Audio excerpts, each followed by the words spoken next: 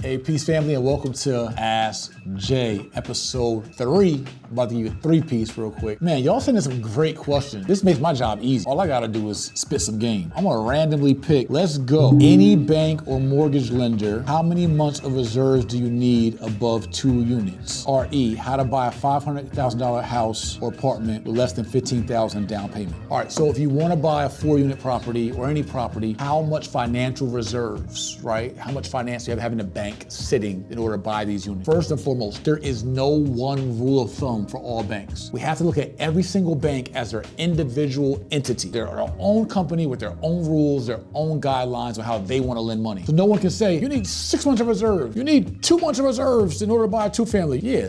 That bank may say that, but my money, I may loan it differently, right? Never use one rule for all banks. You have to go to each bank and get what's called their underwriting guidelines or their underwriting terms or the loan terms. That's game right there. Secondly, if you're buying a 4-unit, we know that you can buy at 3% down, right? That's one, which would be $15,000 on $500,000. That's either through FHA or even some conventional programs. But there are loan programs that even offer you less than that, 1% down, depending on what state or area you're at. You have to do some research on that. And then there's programs that you may need to put more down, but that down payment could be grants, it could be a gift letter from family or friends, and it could be other kinds of funding sources. That's game right there, big game. In a later Ask Jay lesson, I'm gonna cover 10 different types of financing programs, right? So I'll do that in another game. On to our next one. I was told the Section 8 rules changed. They're now saying if you buy a property, you cannot rent to a family member on Section 8. Is that true? I don't know the Section 8 rules, but what I believe in is assume nothing, verify everything. Best lesson I can give you. Stop going on what the gram says, on what they say, what Google says, or even sometimes what Jay says. Go to the source and verify. Call Section 8. Now, Section 8 in your city or your state may say that, but it doesn't mean it says that in all 50 states, or maybe it does. I don't know. Call Section 8 yourself. Say, hey, don't tell them your name and stuff, just in case they try to hawk you. Make up a name. But hey, I'm an aspiring landlord. I want to know if I buy a property, can I rent this property to family and friends? That's if I'm an individual buying a property. What if my company buys a property and I'm the owner of that company? Can I lease it to family and friends? They may say, you can't do it if you're the owner of an entity or a principal of an entity. Big game. So if you can't do it as an owner of a company and you can't do it as an individual, remember my strategies. You can do it as a manager of a company. A manager of a company can still receive profits, receive equity, can have power and control without actually being in equity and in ownership. You may be able to lease to family and friends while controlling a property, managing a property, and lease to family and friends under those guidelines. You just gotta read between the black and white in the paperwork. Big game. If you were starting today, would you wait for the market correction or jump in and secure land? Every day, in every market, in every month, and I'm not going up here, don't worry about that day. Don't worry about it. He's behind the camera, like, don't do that. Every day, every market, every climate, I would always consider securing land and buying property. Game don't stop. The market up or down just measures how you negotiate and how you approach the deal, but the deal is a deal. The numbers and the economics are the economics. In a buyer's market or a seller's market, my all-in cost is my all-in cost. My ARV is my ARV. Once I calculate those things, don't let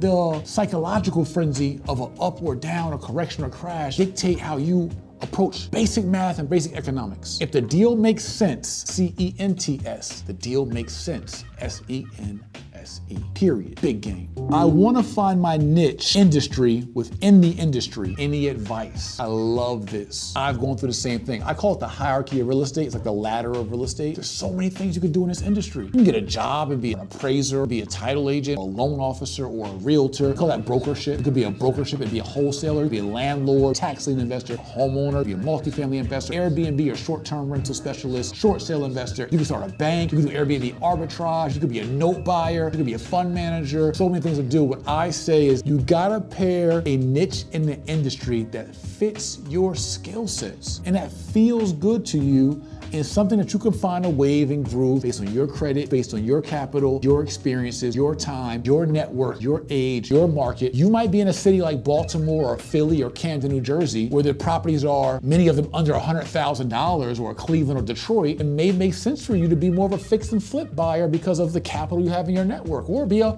rental buyer because you can't get certain financing, right? So you have to play the game, don't let the game play you. When you're informed, you can literally adjust to any climate, any market, and play the game as it best presents itself to you, and then find your groove and find your niche. And I've done majority of those things in the industry, from commercial development, tax liens, to apartment complexes, to flipping, to student housing. You find your groove. Private lending, I love private lending, being a lien lord. I don't gotta deal with toilets, tenants, termites, or none of that, but still get residual checks and still have properties collateralized. You gotta find your niche in the industry, and that comes from having information, diving in, getting hands-on experience, putting yourself around a community of people that have like minds and like aspirations. The last one, we ain't gonna go too long because my team's gonna be yanking me out of here like, Jay, you're going long again. All right, fine, haters. What can I do if I have a motivated seller that's ready to sell ASAP? Call me, let's get it. DM me, info at whatever of our websites, right? If you have a motivated seller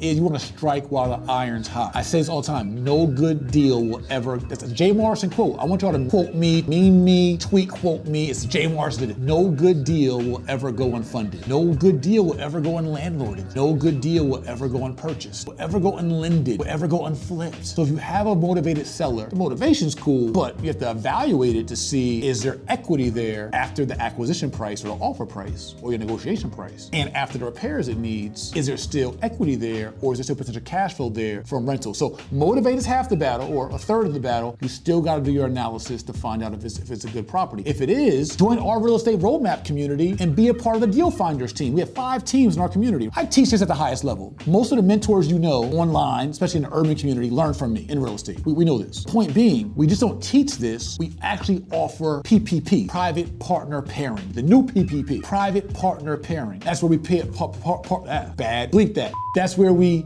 pair deal finders, that could be you, bringing a good deal to the table, credit partners or finance partners, experienced partners, management partners, and private lenders or capital partners. We pair all of them together to execute deals at a higher and faster level. I could do this all day, but then my team's gonna get mad at me. You guys probably get bored. We want snackable, quick content. Hopefully you found value in these questions. Thank you for loading up our emails, our DMs, and our hashtag AskJay with these questions. Continue to pour in. I'll continue to pour out and sow seed with you. Again, hashtag AskJay in the DMs and the comments to all our communities. Share this content because each one teach some. So as I teach you, you teach some. That means I'm teaching more. My legacy lives through you. Then you give some game to somebody else. They take this information, they go build wealth with it, and we're all part of this legacy and kind of ecosystem together. Share this content, comment for sure, any feedback. If it's good for you, thumbs up, literally thumbs up. Click it, like it, share, comment, like, and subscribe to my channel. Always giving game, been doing so forever. That's game right there, big game, right? So those are some game on that. Just want to see you win in real life. Thank you